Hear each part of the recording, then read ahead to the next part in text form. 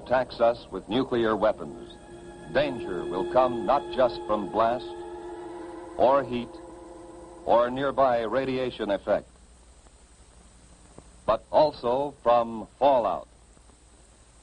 Fallout, which may occur miles and miles away from the blast.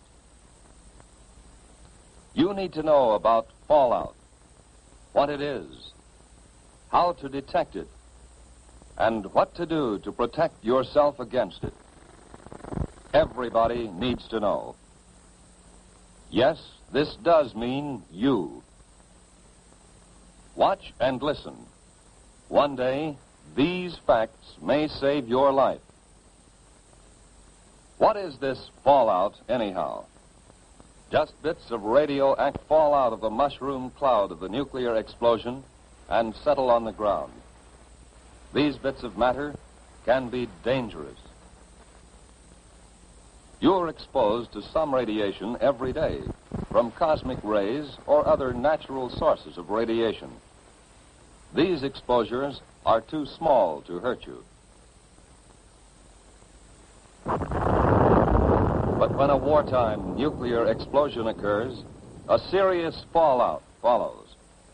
Thousands of tons of atomized earth, building materials, rocks, and gases may be thrown into the air.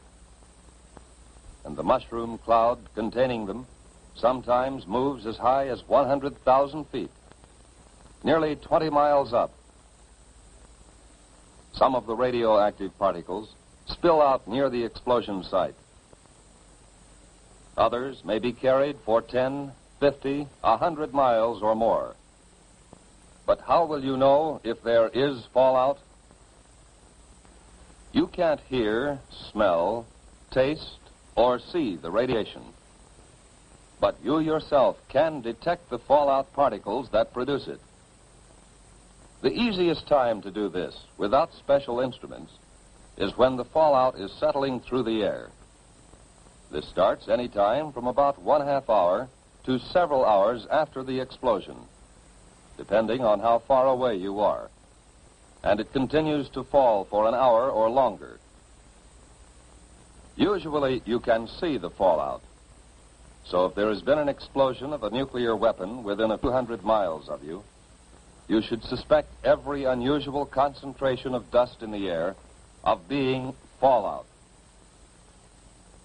After an explosion in daylight, watch any unusual accumulation of dust.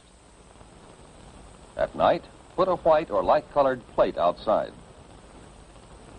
Examine it every 15 minutes or so. If dust is accumulated on the plate, treat it as fallout. The particles in that fallout behave like miniature X-ray machines, sending out radiation in all directions. If there are many particles, and if you are exposed to them long enough, you will be hurt. Others will be watching for that fallout, of course. Experts will estimate the probable path and speed of approaching fallout and try to keep you posted. But it may come before you hear any details by radio or otherwise. You must take precautions, whether you hear their reports or not. If radio stations are operating, you will hear reports, especially on the Conelrad frequencies 640 or 1240 on your AM dial. As soon as it is safe for specially protected crews to get out into the open, these highly trained civil defense radiation detection teams will make a thorough check of radiation levels and characteristics. Those facts will be relayed to you by radio as fast as they come into Civil Defense headquarters in your area. Information from the radiation monitoring teams will be combined and analyzed by experts manning a central radiation control point. These experts, who know just how fast harmful radiation reduces in force, can predict when it will be safe for people to come out of shelters and resume normal tasks. We have warned that you may have to act before you get any detailed reports. Just what can you do if fallout comes your way? Find the best shelter you can. The more solid substance you can put between yourself and the fallout, the better.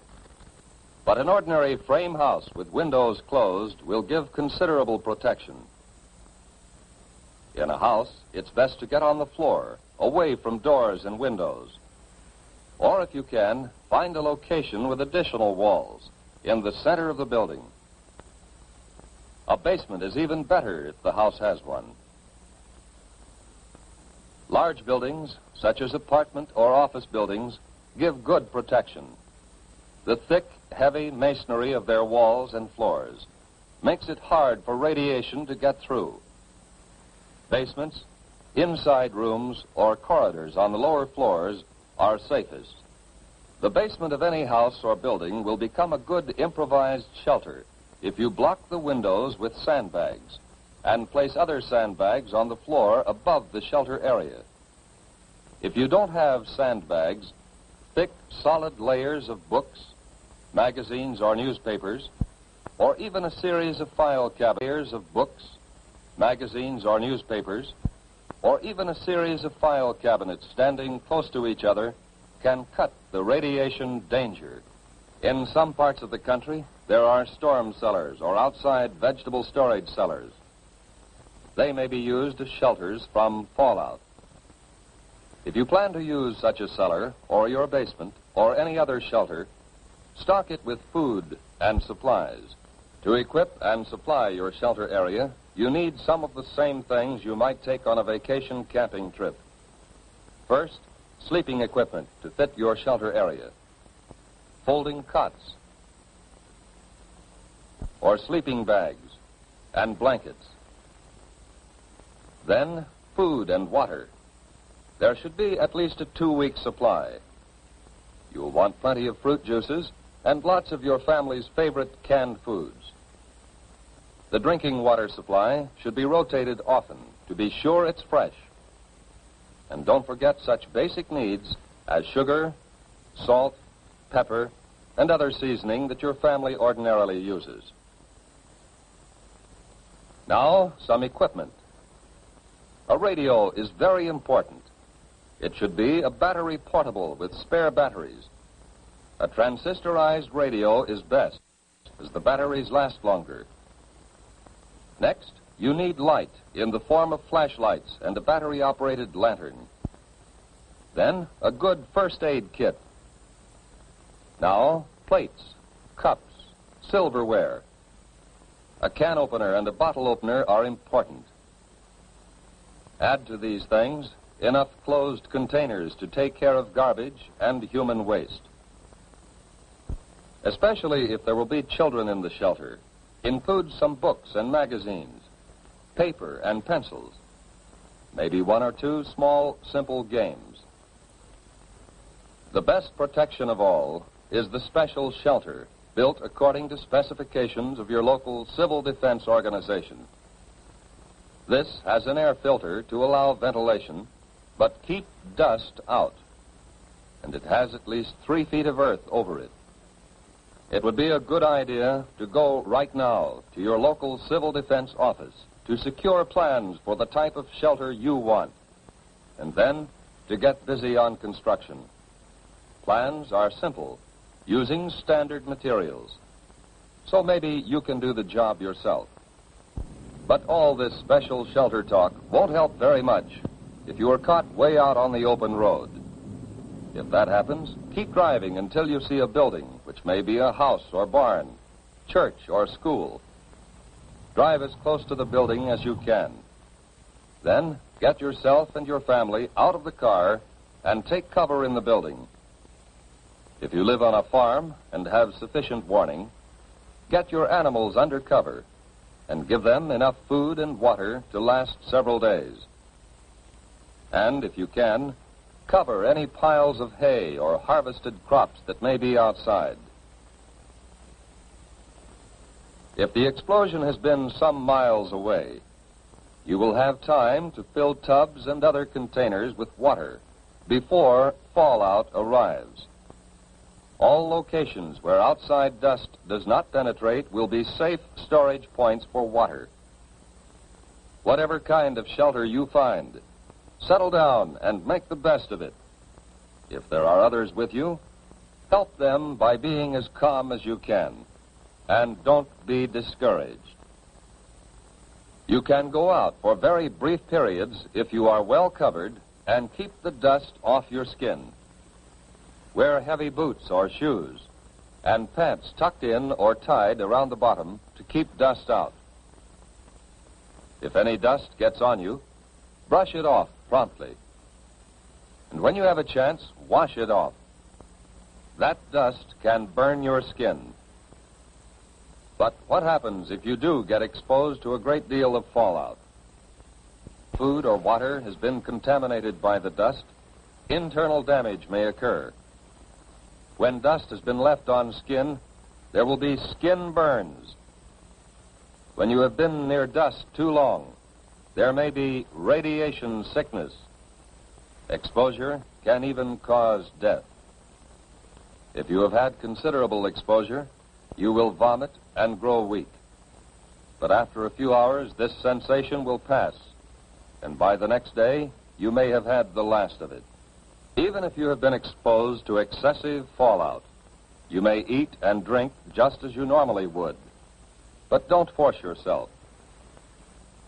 Whether you have had these symptoms or not, if Civil Defense radio announcements have said that radiation has been high in your section, keep an eye on your condition for the next few days. Watch especially for these developments in the 2 weeks following exposure. Return of nausea, sore throat, bruise spots developing without any known reason, loss of hair. These conditions, or nosebleed, or diarrhea, should be reported to a doctor or to the nearest first aid station set up under civil defense plans. Unless civil defense teams have warned that your area is still dangerously radioactive, you can get out and work to help yourself and help others. Although fallout can be deadly, your chances of avoiding damage from it are much better if you follow the directions we have given you. During an alert, keep your portable radio tuned to the Conelrad radio frequencies, 640 and 1240 on the AM dial, for the latest reports and advice. Right now, today, before there is an alert, take time to learn the Civil Defense 5 steps to safety. Learn warning signals and what they mean. Learn your community plan for emergency action. Learn protection from radioactive fallout. Learn first aid and home emergency preparedness steps. And learn how to use Conelrad, 640 or 1240 on the AM dial for official directions.